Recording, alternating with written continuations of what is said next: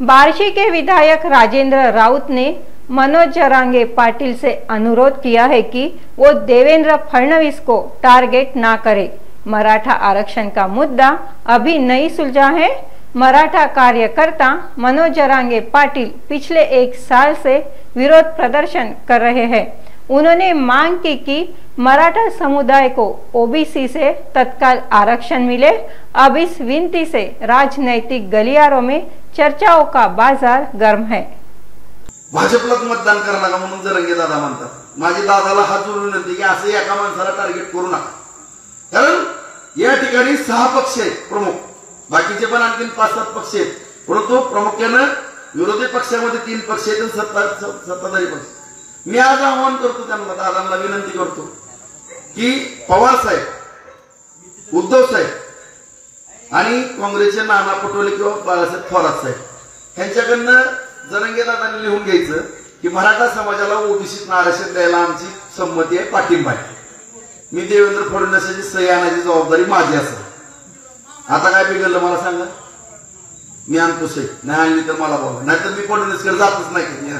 चला दिली सुट्टी आणि राजकारण पण सोडलं, आपण बसू घरी। पण विनाकारण या ठिकाणी कोणाबद्दल तिरस्कार आणि टीका करणं वगैरे हे चुकीचं होईल असं माझं मत।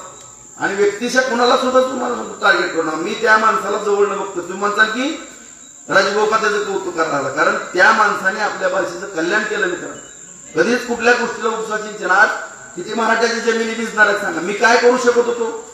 त्याने समोर उभारले, काय राजभाऊ काय साहेब हे आहे, झाली 700 कोटीला मंजुरी, अमुक पाण्याची योजना, हे जी नगरपालिकेची 296 कोटीची योजना, तुळजापूरला 376 कोटी रुपये मंजूर, कशाचं लक्ष नाही कोण? मागल त्याला पैसे, मागल त्याला निधी।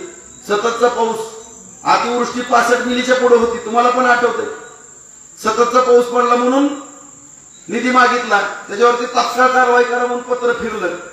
12,000 कोटी रुपये महाराष्ट्रामध्ये द्यावे लागले, तुम्हाला सांगतो एका पत्रामुळे।